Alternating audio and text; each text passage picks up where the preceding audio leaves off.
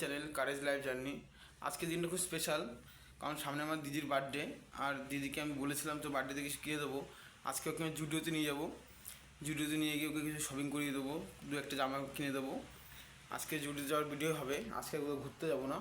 তো গাইজ তোমরা দেখতে থাকো। আর আজকে বাইরে প্রচণ্ড বৃষ্টি হচ্ছে, এই জন্য বাইরে আমি ইন্ট্রো নিতে পারিনি, আমি ঘরে বসে ইন্ট্রো নিচ্ছি। আর আজকে আমি বাইক নিয়ে বের যেতে পারবো না, আজকে গাড়ি বের করবো, অনেকদিন পর গাড়ি বের করছি। গাড়ি লাস্ট আমি এই সপ্তাহে বের করেছিলাম, কিন্তু মাঝে আর বের করিনি। আজকে গাড়ি বের করবো, গাড়ি নিয়ে যাবো, আমি যাবো, দিদি যাবে আর মল্লিকা যাবে, আমরা তিনজন যাবো। মাকেও নিয়ে যেতে পারি, মা যদি যায় তাহলে আমরা সবাই মিলে যাবো আজকে দিদিকে শপিং করাতে। তোমরা গাইজ দেখতে থাকো, সঙ্গে থাকো। সো গাইজ তোমাদেরকে বলেছিলাম বাইরে পর্যন্ত বৃষ্টি পড়ছে, তোমরা দেখো এত বৃষ্টি পড়ছে, মানে বৃষ্টি থামছেই না। তার জন্য যে গাড়ি বের করবো, গাড়ি নিয়ে যাবো। আর মল্লিকা ব্রেকফাস্ট দিয়ে দিয়েছে, রুটি দিয়েছে আর কি কুমড়ো বেগুনের তরকারি দিয়েছে। তো গাইজ প্রচুর বৃষ্টি পড়ছে, বৃষ্টি থামছেই না। বৃষ্টি থামালে পরে আমি ফোন করে বলে দিয়েছি, কারণ আমার হোটেলে পার্কিং নেই গাড়ি রাখার। আছে পে পার্কিং আছে ওইখানটাতে, কিন্তু নিজে গাড়ি রাখার জন্য পে করতে কারোরই ভালো লাগে না। সো আমাদের ফ্ল্যাটে আমি গাড়ি রেখেছিলাম, আমি দিদিকে ফোন করে বললাম তো গাড়িটা নিয়ে আয়, দিদি গাড়ি নিয়ে আসছে।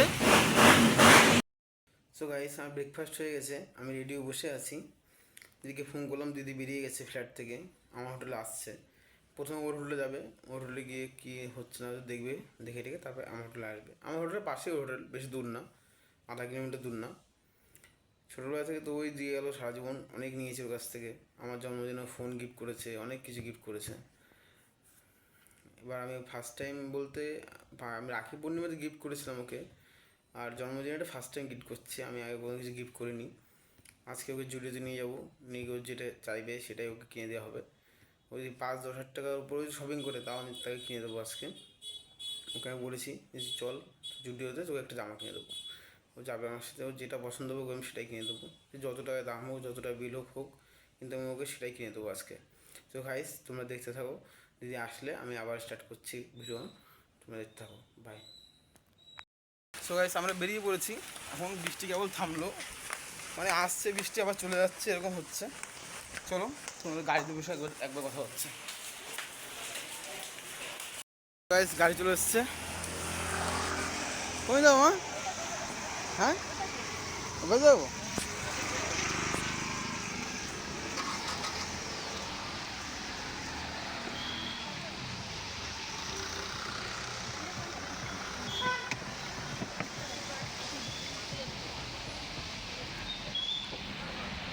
এই মিউজিক বন্ধ কর, কবে চলে আসবে?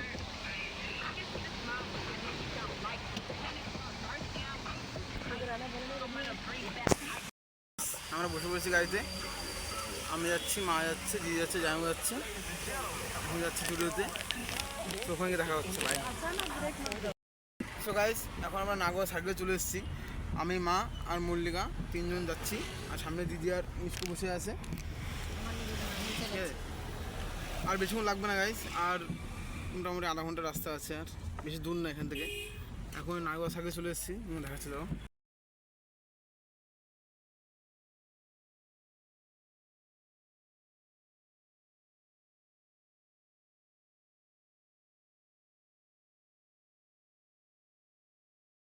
दुनिया में सबसे बड़ा अजूबा होने वाला है, जो मेरा भाई मेरे बर्थडे पे भी खुद गिफ्ट लेता था, वो मुझे शॉपिंग करने लेके आया है मेरे बर्थडे पे।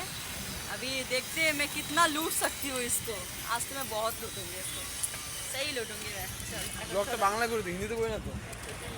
अच्छा ठीक है। ভালো লাগছে। হ্যাঁ হ্যাঁ হ্যাঁ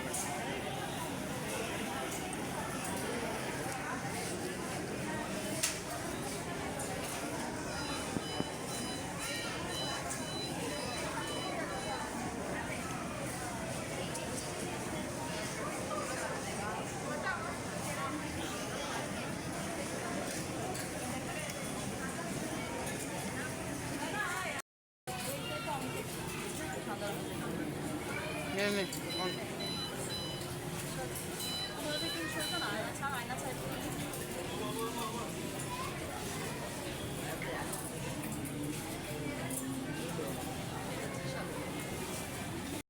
সো গাইস, মার এই জামাটা খুব পছন্দ হয়েছিল। এবার মাও এসছে, মল্লিকাও এসছে, সবাই এসছে। এবার শুধু দিদিকে কিনে দিলে তো হয় না, সবাই খারাপ লাগবে। সো আমি তার জন্য ভাবলাম যে সবাইকে টুকটাক যে যতটুকু পারবো কিনে দেবো। সবাইকে আমি কিছুটা হলেও শপিং করে দিয়েছি। সবার যেটা পছন্দ হয়েছে সেটা আমি কিনে দিয়েছি তাকে। মল্লিকাও অনেক কিছু শপিং করেছে, আমিও কিছু পছন্দ করে দিয়েছি, ওরও কিছু পছন্দ হয়েছে। ও আজকে অনেক খুশি, কিন্তু আজকে ওর বেশি ক্লিপ নিতে পারিনি, কারণ আজকে বেসিক্যালি দিদির জন্য আসা হয়েছিল। মল্লিকা আমাকে বললো আমার শপিংয়ের যেগুলো জামা প্যান্টগুলো আছে সেগুলো গাড়িতে রেখে আসো। আর মা দিদি উপরে গেছে চয়েস করতে, ওরা শপিং এখনও কেনাকাটি করছে। মল্লিকা বললো ওগুলো রেখে আসতে, আমি রেখে আসলাম। তারপর সন্ধ্যা গেছিলো, আমি একটু বাইরে ক্লিপ নিলাম যে কেমন লাগে সন্ধ্যাবেলা জুডিওটা দেখতে। বেশ ভালো লাগছিলো। তারপর গাড়িতে আমি বসেছিলাম কিছুক্ষণ, কারণ আমার পাটা পুরো ব্যথা হয়ে গেছিলো। মাও চলে এসছে, মারও পা ব্যথা হয়ে গেছিলো। দিদি আর মল্লিকা এখন শপিং করছে। বলেছিলাম 4 থেকে 5 হাজারটার মধ্যে শপিং করতে, উপরে 7,500 শপিং করেছে, কিন্তু কোনো ব্যাপার না, কারণ আমি এত বড় হয়েছি। আমার প্রতিটা বার্থডে বলো, সব কিছু বলো, দিদি আমাকে গিফট করেছে, এটা কিনে দিয়েছে, ওটা কিনে দিয়েছে, মোবাইল পর্যন্ত গিফট করেছে। আমি দিদিকে খালি রাখি পূর্ণিমা আমি 1,000 টাকা দিয়েছিলাম 2021 সালে, তারপর কিছুই দিইনি। আমি আজকে ওকে বলেছিলাম। আর ওর সোর্সে আমি গোয়াতে হোটেল বিজনেস করতে পারছি। ও না থাকলে আমি গোয়াতে হোটেল বিজনেস করতে পারতাম না। ও যেহেতু আমার হোটেলটা খুঁজে দিয়েছে, সব কিছু আমাকে হাত করে দিয়েছে, সব কিছু করে দিয়েছে। সো এখন এটা দেওয়াই যায়, এটা কোনো কোনো আমার কাছে ওটা কোনো ব্যাপারই না। ঠিক আছে, ওর ওর দিক থেকে সত্যি সত্যি বলছি। আর আজকে ব্লগটা এতটুকুই থাকবে। আর কালকে একটা ব্লগ আসছে, সেটা হচ্ছে আমার বাড়ি হচ্ছে বাতকুলাতে, আমি বাতকুলা থাকি। ওখান থেকে আমার দুটো বন্ধু আসছে, সে বন্ধুটা এসছে গোয়াতে। আর সে কালাঙ্গুট বিচে আছে এখন। সে আমাকে ফোন করে বারবার বলছে কালাঙ্গুট বিচে আয় ভাই, তোর সাথে দেখা করবো, তোর সাথে একটু বসবো। তো আমি এখন কালাঙ্গুট বিচে যাবো গাইস, তোমরা দেখতে থাকো। কালকে এই ভিডিওটা আসবে, নেক্সট ভিডিও থাকবে আমার বন্ধুদের সাথে আমি দেখা করতেও, সেই ভিডিওটা থাকবে নেক্সট ভিডিও।